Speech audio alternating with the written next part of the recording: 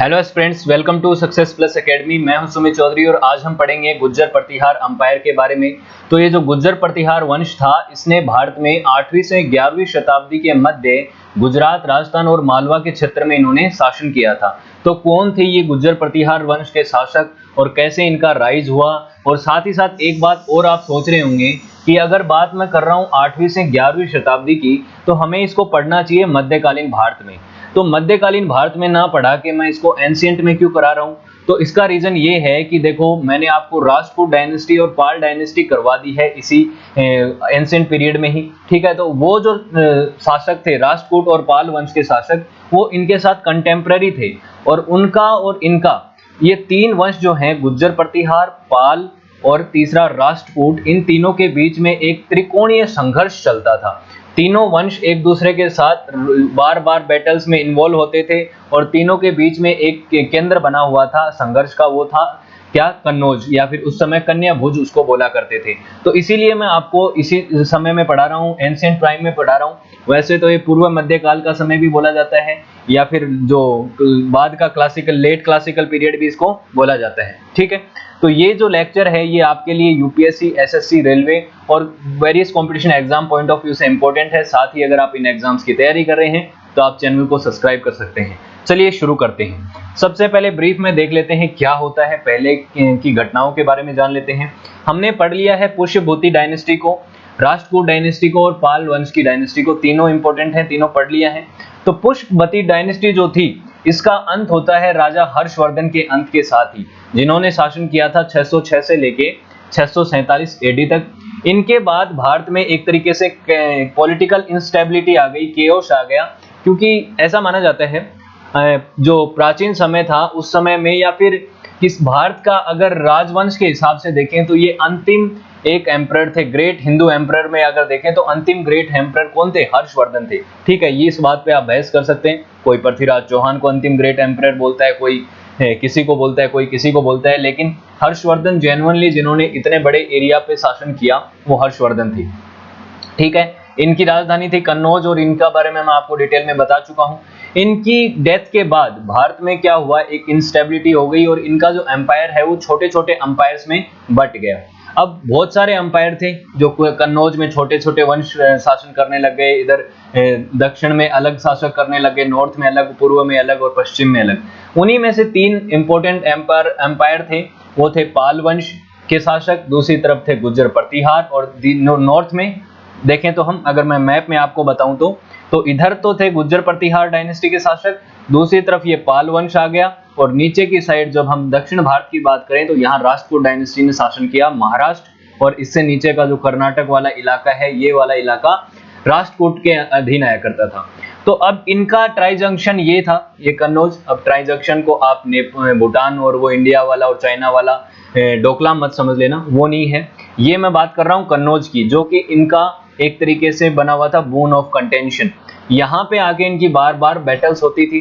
इन battle में कभी गुज्जर प्रतिहार और पाल वंश के बीच में जो लड़ाइयाँ होती थी उसमें कभी पाल वंश ने विजय पाई, कभी गुज्जर प्रतिहार डायनेस्टी ने विजय पाई और कभी राष्ट्रकूट ने विजय पाई। इन तीनों में भी सबसे पावरफुल देखें तो राष्ट्रकूट डायनेस्टी थी, जिसको हम पूरा कंप्लीट कर चुके हैं, और पाल डायनेस्टी को भी कंप्लीट कर चुके हैं। इस मैप को देखिए तो आपको और अच्छे से इनका संघर्ष नजर आएगा। देखिए, ये जो ग्रीन कलर का, हल्का ग्रीन लाइट कलर का मैप दिख रहा है, ये दिखाता है गुज्जर प्रतिहार के रूल को। तो ये देखो, ये कितना बड़ा है रूल है। यहाँ से शुरू हुए थे, ये उज्जैन से शुरू हुए थे, मालवा, उज्जैन, और कुछ लोग बोलते हैं माउंट आबू से शुरू हुए थे, वो भी हम देखेंगे। उसके बाद कभी इन्होंने ये इनके साथ लड़ाई करके ऊपर वाला इलाका जीता, लेकिन बाद में कुछ रूलर्स ने इनको हराया भी, और यहाँ पे राष्ट्रकूट डायनेस्टी का शासन रहा। ये जो मैप दिख रहा है, इधर इन्होंने पाल वंश को यहाँ तक धकेला है, मगध तक का इलाका इन्होंने जीता है। लेकिन मगध तक का इलाका जीतने के साथ ही अगर हम पाल वंश की बात करें तो पाल वंश ने भी इतना इलाका जीता हुआ है। उनके भी समय पे बार बार ये जो बाउंड्री है, सीमाएं जो है, ये बदलती रही हैं। तो इसका मतलब ये है कि ये जो डायनेस्टी है, इनके बीच का जो संघर्ष है वो हमेशा चलता रहा, और इनका जो रूल है वो स्टेबिलिटी नहीं थी। बाउंड्री की जो स्टेबिलिटी है वो कभी भी सही नहीं थी, क्लियर बाउंड्री नहीं थी। ठीक, तो एक बार हम देखते हैं चीजों को। अब बात आती है कि ये जो समय है, इन्होंने कब से शासन किया। ये जो गुज्जर प्रतिहार है वैसे तो 6ठी शताब्दी में हरिश्चंद्र ने इसकी स्थापना कर दी थी, लेकिन 6ठी शताब्दी में तो आपको पता है पुष्पभूति डायनेस्टी भी थी, गुप्ता वंश का अंत हुआ था 6ठी शताब्दी में, ठीक है। लेकिन उस समय ये कोई प्रोमिनेंट रूल नहीं था इनका, ये छोटा सा एक तरीके से रियासत चलाते थे। लेकिन बाद में चल के 8वीं शताब्दी में इनका शासन शुरू होता है एक्चुअल में, इसीलिए इसका समय मानते हैं 8वीं से 11वीं शताब्दी तक, ठीक। तो इसमें पावरफुल एम्परर आए। नॉर्थ इंडिया में देखें तो ये कौन कौन से थे, यही थे गुज्जर प्रतिहार, जिसमें गुजरात, राजस्थान, मालवा का क्षेत्र था। फिर राष्ट्रकूट की तरफ देखें तो ये हमारा महाराष्ट्र, कर्नाटका वाला इलाका, नीचे वाला इलाका था। उसके अलावा अगर पाल वंश की बात करें तो बंगाल और बिहार का इलाका था, ठीक। अब बात आती है कि इन्होंने शासन कहां से शुरू किया, उज्जैन से, और फिर कन्नौज तक इन्होंने शासन किया है। उसके बाद ये मैप मैंने आपको बता दिया है। अब बात आती है कि इनका ओरिजिन कहां से होता है। गुज्जर प्रतिहार वंश का जो ओरिजिन है वो डिबेट का है, अभी भी मैटर ऑफ डिबेट बना हुआ है। अभी भी कुछ लोग इसके ऊपर सहमत नहीं होते कि एक्चुअली इनका ओरिजिन कहां से होता है। क्यों? क्योंकि बहुत सारी थ्योरीज हैं इसको लेके। कुछ लोगों का ऐसा मानना है कि ये गुज्जर जो थे, ये गुज्जर प्रतिहार वंश के जो रूलर थे, ये जो ट्राइब थी, ये भारतीय नहीं है। ये जो गुप्त काल के समय पे जो हुण भारत में आए और हुणों ने भारत पे आक्रमण किया था, उनके समय ये ट्राइब उन्हीं के साथ आई और ये भारत में बस गई यहाँ पे आके। और बसी कहाँ पे, ये गुजरात वाला इलाका है, यहीं पे बैठी, जहाँ जिसको बोला जाता था उस समय गुज्जर देश। तो गुज्जर देश इलाके में रहने लगे ये ट्राइब ग्रुप, इसीलिए इनको आगे चल के गुज्जर कहा जाने लगा, ठीक है। एक तो ये एक थ्योरी आती है चल के, ठीक है, जिसमें इनको क्या माना जाता है, इनका ओरिजिन सेंट्रल एशिया माना जाता है कि सेंट्रल एशिया से निकल के आए थे, क्योंकि हुण भी सेंट्रल एशिया से निकल के आए थे, ठीक है। तो ये इनको विदेशी बताता है। लेकिन दूसरी एक थ्योरी ऐसी भी है जिसमें इनको कहा जाता है कि ये यहीं पे पैदा हुए, ये माउंट आबू वाला रीजन है, यहाँ पे इनका उद्गम हुआ था, उज्जैन वाला इलाका है, यहीं पे ये लोग थे और यहाँ से ये इस गुज्जर देश में पहले से रहते थे, इसीलिए इनका नाम गुजरात ये पड़ा, गुज्जर प्रतिहार पड़ा। अब गुज्जर तो पड़ गया, लेकिन प्रतिहार कहाँ से पड़ा, प्रतिहार का क्या मतलब होता है। प्रतिहार का मतलब संस्कृत में होता है डोर कीपर, यानी कि द्वारपाल, ठीक है। तो ये द्वारपाल शब्द के लिए भी वो है, दोनों जो डिबेट का जो मैटर है वो द्वारपाल को लेके भी है। अब द्वारपाल में कुछ लोग ऐसा मानते हैं कि ये जो लोग थे ये यहाँ पे ऑफिसर हुआ करते थे राष्ट्रकूट डायनेस्टी में, और डोर कीपर के रोल किया करते थे, वहां पे डोर कीपर थे, वहां पे द्वारपाल की जॉब किया करते थे, ठीक है। तो इसीलिए इनको प्रतिहार बोला गया। लेकिन एक थ्योरी और है, और वो हमारा जो एपिक है रामायण, भारत में आप रामायण सब से वाकिफ है, रामायण जो है रामचंद्र जी की कथा, उसमें राम के छोटे भाई होते हैं लक्ष्मण, और लक्ष्मण जो है उनका जो रोल है राम के जीवन में वो एज ए डोर कीपर होता है। वो हमेशा उनका ख्याल रखते हैं, उनके द्वार पे रहते हैं, उनकी एक तरीके से सेवक का काम करते हैं लक्ष्मण, ठीक है। इसीलिए उनको एज ए डोर कीपर माना गया। और कहा जाता है कि ये जो गुज्जर प्रतिहार वंश के जो रूलर हैं ये लक्ष्मण जी के आगे के एंसेस्टर हैं, ठीक है। ये इनके बाद के जो मतलब लक्ष्मण जी इनके पूर्वज रहे हैं, ठीक है। एक ये थ्योरी भी है। उसके बाद एक थ्योरी ऐसी भी है जिसमें आप बिलीव नहीं भी करेंगे क्योंकि साइंटिफिकली करेक्ट नहीं हो सकती, कि आपको पता है 12वीं शताब्दी में पृथ्वीराज तृतीय या पृथ्वीराज चौहान जो था रूलर था दिल्ली और अजमेर का, चौहान वंश का, वो जो था उसके समय जिसने तराइन की लड़ाई में 1192 में वो हार गया था मोहम्मद गौरी से, उसी की बात कर रहा हूं मैं। तो उसके समय एक कवि होता था, उसका राजकवि जिसका नाम था चंद्रबरदाई। तो चंद्रबरदाई ने एक बुक लिखी थी पृथ्वीराज रासो, और पृथ्वीराज रासो में ऐसा माना गया है कि ये जो गुज्जर प्रतिहार वंश के जो रूलर हैं इनका जो उद्गम होता है वो होता है माउंट आबू जो पहाड़ी है। माउंट आबू सबसे ऊंची चोटी है अरावली पर्वतमाला की, जो राजस्थान में है पर्वतमाला, ठीक है। तो माउंट आबू के ऊपर वशिष्ठ ऋषि रहते थे, उनके अग्निकुंड से इनका जन्म हुआ था, इन गुज्जर प्रतिहार का। तो ये चीज तो आप इसमें आप साइंटिफिकली नहीं मान सकते, वो बुक ही जो है चंद्रबरदाई की पृथ्वीराज रासो वो पूरी तरीके से करेक्ट नहीं है, उसको हिस्टोरिकली करेक्ट नहीं माना जाता, ठीक है। ये बात हो गई। तो उसके बाद है कि इन्होंने स्टार्ट किया गुजरात और यहाँ से होते हुए जोधपुर वाले इलाके में भी, राजस्थान में भी इन्होंने शासन करना स्टार्ट कर दिया। छोटे छोटे इनके वो बन गए थे, ग्रुप बन गए थे, ट्राइबल, ठीक। उसके बाद होता है कि इनके बारे में आपको जानकारी कहाँ पे मिलती है। कुछ तो अभिलेख हैं, जैसे ग्वालियर का अभिलेख है, ठीक है, वहां से आपको इंफॉर्मेशन मिलती है। राष्ट्रकूट डायनेस्टी के यहाँ पे जो पोएट थे, कवि थे, या फिर यहाँ पे जो ऑथर थे, उनके यहाँ पे मिलता है, इतिहासकारों ने लिखा है। साथ ही साथ कुछ अरब राइटर्स भी भारत में आ चुके थे। कब आ चुके थे अरब राइटर्स? आपको एक बात मैंने बढ़ा दी है मध्यकालीन भारत में कि 712 एडी में भारत में पहली बार पहला मुस्लिम अटैक हुआ था अरबों की तरफ से, पहला अरेबियन अटैक हुआ था, इन्वेजन हुआ था। ये 712 एडी में मोहम्मद बिन कासिम ने किया। उसके बाद सिंध प्रांत पर जब ये आक्रमण किया तो सिंध वाला एरिया अब अरबों के अधीन कंट्रोल में आ गया था। तो उनके साथ आने के बाद वहां से कुछ राइटर भी आए भारत में, गुजरात और राजस्थान के इलाके से होते हुए वो आए। उनमें था अबू जईद अल मसूदी, सुलेमान, ये लोग भारत में आए थे। ठीक है, इन लोगों ने भी गुज्जर प्रतिहार वंश के बारे में लिखा है। ठीक है, कन्नन पोएट पंपा, कंगन पोएट जो पंपा हैं, इन्होंने भी महिपाल गुज्जर जो है, महिपाल गुज्जर जो था ये भी एक गुज्जर प्रतिहार डायनेस्टी का रूलर था, आगे हम पढ़ेंगे, इनके बारे में लिखा है। ठीक है, फिर उसके बाद एक चीज ये प्रतिहार है, ये हाई ऑफिसर हुआ करते थे राष्ट्रकूट डायनेस्टी के अंदर, राष्ट्रकूट कोर्ट्स में, और उसके बाद इन्होंने अपना अलग से एम्पायर बना लिया। ये बात बोलते हैं राष्ट्रकूट वाले, वहां के जो ऑथर्स हैं, हिस्टोरियंस हैं, वो ये बात बोलते हैं। ठीक है, अब बात आती है कि इनकी पावर जो है वो आगे चल के राइज हो गई, कैसे ये लोग आगे चल के बड़े रूलर बन गए, ये चीजें आपको धीरे धीरे देखने को मिलेंगी। ये आप जब सुलेमान को पढ़ते हैं, सुलेमान भारत में आया था 9वीं शताब्दी में, अल मसूदी 10वीं शताब्दी में आया था 915 से 916 के बीच में। ठीक है, तो यहाँ पे आपको पता चलता है कि ये लोग अब धीरे धीरे पावरफुल हो चुके थे 8वीं शताब्दी आते आते। ठीक, ओके, इन्होंने कैसे पता चला कि ये पावरफुल हो गए? इन्होंने अरब इन्वेडर्स को पराजित कर दिया था। जो अरब से आने वाले इन्वेडर्स थे, जो यहाँ पे आक्रांता आक्रमण करते थे, उनको इन्होंने बैकफुट पे ला दिया था। और कैसे लाया था, एक बार एक मैप में देख लीजिए आप। देखो, मैंने अभी बताया था ये पाल डायनेस्टी हो गई, ये राष्ट्रकूट डायनेस्टी है, ये प्रतिहार या गुज्जर प्रतिहार डायनेस्टी है। अब गुज्जर प्रतिहार डायनेस्टी के समय 8वीं शताब्दी में आ गए हैं, तो 712 एडी में यहाँ पे आक्रमण हो चुका है, यहाँ पे आक्रमण हो चुका है, सिंध पे आक्रमण कर लिया है अरबियंस ने, और अरब का कंट्रोल आ गया है। यहाँ पे एक अंपायर बन गया, तमीनी डायनेस्टी आ गई है।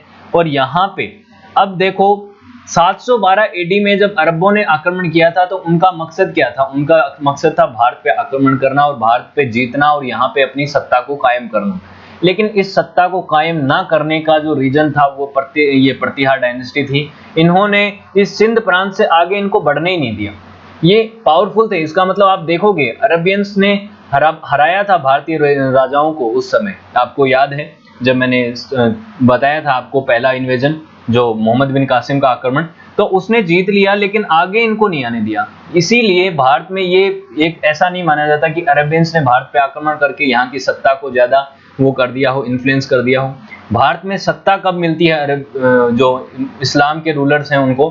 वो मिलती है, आपको पता है, 1192 के बाद, जब तराइन की दूसरी लड़ाई होती है। तो तराइन की लड़ाई के बाद ही भारत में मुस्लिम सत्ता का शुरुआत होती है। 1206 में पहला मुस्लिम रूलर बनता है, आपको पता है, दिल्ली सल्तनत का कुतुबुद्दीन ऐबक, और 1192 से लेके 1206 तक यहाँ पे मोहम्मद घुरी के गवर्नर के रूप में काम करता है ये कुतुबुद्दीन ऐबक। तो एक तरह से देखें तो मुस्लिम रूल की स्थापना तो 1192 में हुई, और ये जो आक्रमण होना शुरू हो गए थे 712 में हुए। उसके बाद 1001 से लेके 1027 तक आपको पता है 17 बार आक्रमण किए थे मोहम्मद गजनवी ने। ठीक, लेकिन वो लोग, जब मोहम्मद गजनवी ने 17 बार आक्रमण किया तो उसका मकसद होता था भारत में लूटमार करना, यहाँ के सोना को, यहाँ के मंदिरों को तोड़ना। ये एक तरीके से वो काम करता था, वो लूटमार करके लेके जाता था। लेकिन अरबों को इन्होंने रोक दिया, ये बात इंपॉर्टेंट है। प्रतिहार, गुज्जर प्रतिहार ने अरबों को रोक दिया। ठीक, अब बात आती है पीछे चलते हैं।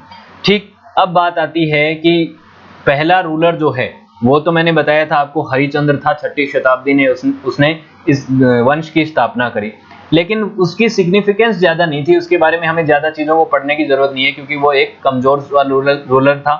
लेकिन अगर इंपॉर्टेंट रूलर्स की बात करें तो उसमें सबसे पहला नाम आता है नागभट्ट प्रथम का, और कई बार इसको रियल फाउंडर बोला जाता है, कि रियल फाउंडर तो नागभट्ट प्रथम ही था, जिसने 730 एडी से लेकर 756 एडी तक इस डायनेस्टी में रूल किया।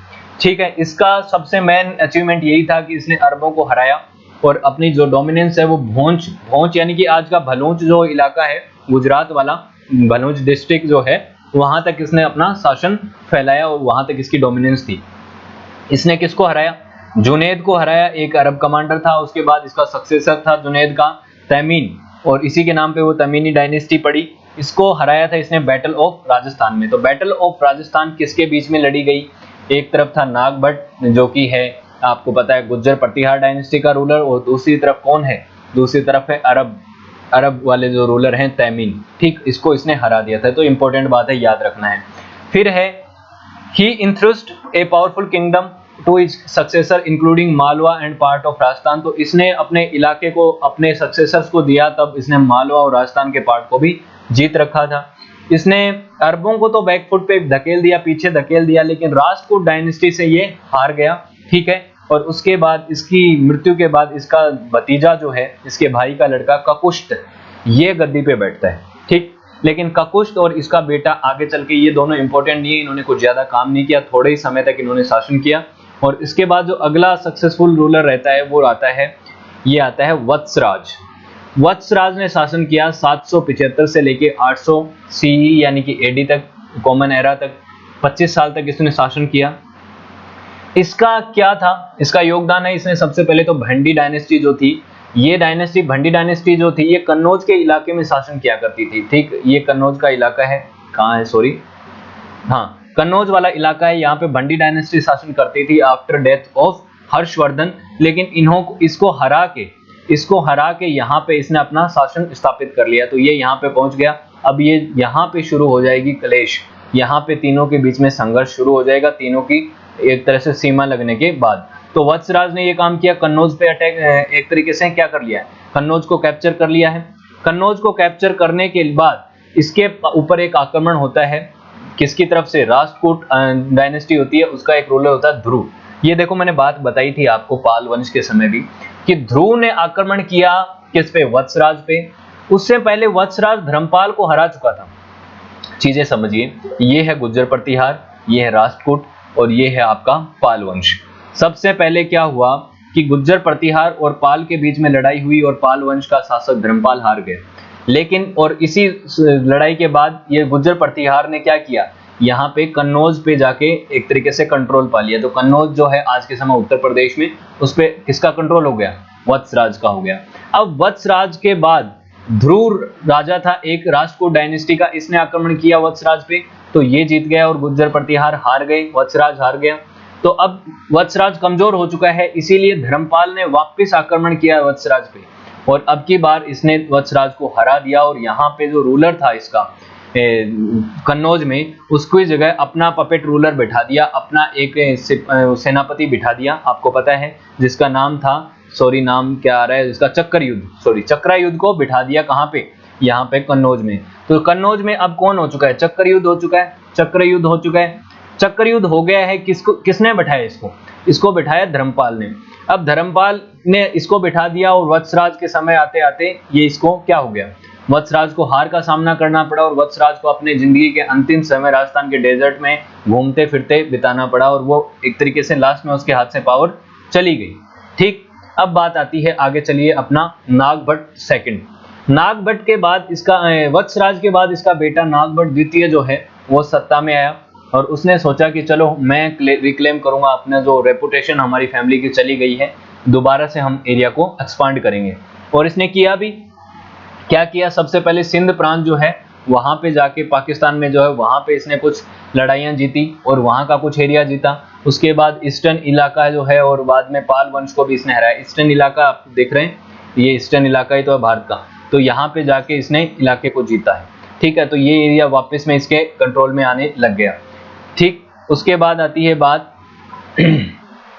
इसने फिर से कन्नौज पे आक्रमण किया, और कन्नौज के ऊपर जो धर्मपाल का एक नॉमिनेट रूलर था चक्रयुद्ध, इसको हटा दिया, और फिर कन्नौज को ही गुज्जर प्रतिहार डायनेस्टी की इसने वो बना दी, कैपिटल बना दी। ठीक, तो ये हो गया। लेकिन इसने भी राष्ट्रकूट डायनेस्टी से इसने भी हार का सामना करना पड़ा। तो अभी तक हम बात कर रहे हैं, जब भी बात की वत्सराज की, उससे पहले हमने बात की थी आपको पता है नागभट्ट प्रथम की, उसके बाद हमने लास्ट तीसरा रूलर जो पड़ा है नागभट्ट द्वितीय। इन तीनों ने ही राष्ट्रकूट डायनेस्टी से तो हर बार मात खाई है, लेकिन पाल वंश के साथ इनका पलड़ा कभी भारी होता था, कभी बराबर होता था, कभी कमजोर होता था। तो मेनली अगर आप देखें तो राष्ट्रकूट डायनेस्टी इन तीनों में ज्यादा पावरफुल थी। तो ये डायनेस्टी ज्यादा पावरफुल है और इन दोनों के बीच में जो लड़ाई है वो चलती रहती थी।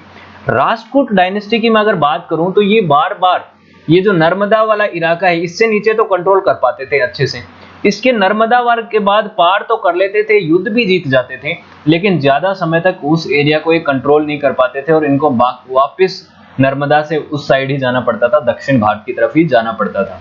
हालांकि बहुत पावरफुल थे राष्ट्रकूट डायनेस्टी के रूलर्स। ठीक, उसके बाद आता है भोजा या मिहिर भोज, और ये सबसे इंपॉर्टेंट रूलर है गुज्जर प्रतिहार डायनेस्टी का। ये नागभट्ट द्वितीय का पोता था, ग्रैंडसन था। इसने लगभग 50 सालों तक शासन किया, कहीं आपको 46 साल मिलेगा, तो 46 से 50 साल के बीच में इसने शासन किया है और इसने पाल वंश और राष्ट्रकूट वंश दोनों को हराया है। अभी तक आपको पता है इन्होंने राष्ट्रकूट वंश को नहीं हराया था, लेकिन आगे चल के इन्होंने राष्ट्रकूट वंश को भी हराया है भोजा के समय या मिहिर भोज के समय। तो क्या होता है, अब चीजें होती है, धर्मपाल की डेथ हो चुकी होती है, पाल वंश का जो राजा है धर्मपाल, उसकी डेथ हो चुकी है और उसकी जगह आ चुका है देवपाल, और देवपाल की भी सॉरी डेथ हो चुकी होती है मिहिर भोज के समय, क्योंकि नागपाल का जो बेटा है, नागपाल की बात कर रहे हैं, नागपाल के बाद नागपाल का बेटा भी आता है जो कि थोड़े समय के लिए शासन करता है, लेकिन नागपाल का ये पोता है। तो नागपाल का जब बेटा आता है उस समय देवपाल होता है। ठीक है, तो देवपाल का भी मृत्यु हो गई है। देवपाल के बाद जो रूलर आता है वो होता है नारायण पाल, ये पाल वंश का शासक होता है बंगाल और बिहार में। और राष्ट्रकूट वंश के उस समय राजा होता है कृष्ण तृतीय। तो कृष्ण तृतीय राष्ट्रकूट में है, नारायण पाल कहाँ पे है, पाल वंश में है, यानी कि बंगाल और बिहार में है, और मिहिर भोज जो है वो गुज्जर प्रतिहार में है। तो अगर इन तीनों का कंपैरिजन करोगे तो इन तीनों में सबसे श्रेष्ठ जो राजा था वो कौन था, मिहिर भोज था। इसीलिए इन तीनों को इसने हराया, इन दोनों को इसने हराया। इन तीनों में सबसे ज्यादा विजयी कौन रहा, मिहिर भोज रहा। तो नारायण पाल को हराया और ज्यादातर इलाका जो है उसको जीत लिया था इसने, छोटे से एरिया में इसको समेट के रख दिया था। इस समय आते आते पाल वंश जो है ये इतना सा एरिया में रह गया था जब बात करते हैं हम मिहिर भोज की, और ये सारा इलाका जो है ये आ गया था इनके अधीन। ये जो सबसे बड़ा मैप दिख रहा है आपको गुज्जर प्रतिहार का, ये था मिहिर भोज के समय। तो मिहिर भोज के समय ये चीजें हुई। अब बात आती है मिहिर भोज के समय क्या क्या हुआ, मालवा वाला इलाका आ गया, नर्मदा तक इसने कंट्रोल कर लिया था, पाल अंपायर को हरा दिया, और सारा जो इलाका कहाँ तक था, गुजरात, राजस्थान, मध्य प्रदेश और उत्तर प्रदेश का जो कुछ इलाका भी इसके अधीन आया करता था, इवन मगध तक इसने कंट्रोल कर लिया था। ठीक है, उसके बाद आता है महेंद्रपाल प्रथम, और महेंद्रपाल प्रथम जो था ये भोज का बेटा था। इतना पावरफुल रूलर नहीं था, नॉर्मल रूलर था। इसने मगध को जीता था, लास्ट में जाके मगध को जीता, नॉर्दर्न बंगाल को जीता, और आपको दिख रहा है ये जो पाल वंश है ये और कमजोर होता हुआ दिखता है आपको। फिर महिपाल प्रथम आता है पाल वंश में, उसने अपनी पावर को वापस से अपना इंस्टॉलमेंट किया, अपने स्टेट को फिर से थोड़ा एक्सपांड किया। ठीक है, क्यों, क्योंकि उसके बाद इनके रूलर हैं वो कमजोर हो गए। जिसके समय जो पावरफुल है उसने अपने एरिया को एक्सपांड किया है दोनों ही तरफ से। तो इन दोनों के बीच में टक्कर ज्यादा चलती थी। राष्ट्रकूट डायनेस्टी जब भी आती थी तो इनको हरा के चली जाती थी। राष्ट्रकूट डायनेस्टी के ज्यादातर जो अटैक थे वो इन दोनों के आपस में चलते थे, इन दोनों के साथ कम अटैक चलते थे। ठीक है, इधर राष्ट्रकूट है, इधर गुज्जर प्रतिहार है, इधर पाल वंश है। ठीक, इसके समय इसने क्या है, बहुत सारे जो स्कॉलर्स थे उनको इसने पैट्रोनेज दिया, उनको संरक्षण दिया। उनमें से ही एक बहुत ही फेमस ऑथर थे, बहुत ही अच्छे कवि थे जिनका नाम है राजशेखर, जिनकी कुछ कंपोजिशंस हैं जैसे कार्पा रो मंजरी, बाल रामायण, बाल भारत, ऐसी कुछ पोएट्री उन्होंने लिखी हैं। तो ये पूछा जा सकता है कि राजशेखर जो हैं वो जिन्होंने बाल रामायण लिखी ये किसके कोर्ट में थे, तो ये थे महेंद्रपाल प्रथम के। अब देखो पाल तो इनके आगे भी लग रहा है और इधर आपको पाल वंशी देखने को मिल रहा है, तो आप इनमें कंफ्यूज नहीं होना है। महिपाल इधर भी हुआ था, एक महिपाल इधर भी महिपाल हुआ, तो इधर वाला महिपाल पाल वंश का है और इधर वाला गुज्जर प्रतिहार का है, ये आपको ध्यान रखना है। पाल वंश के शासकों के आगे तो पाल उनकी वंश की वजह से लगता है और इधर ये महिपाल वगैरह पाल लगाते थे। ठीक है, अब आती है इनके डिक्लाइन की बात।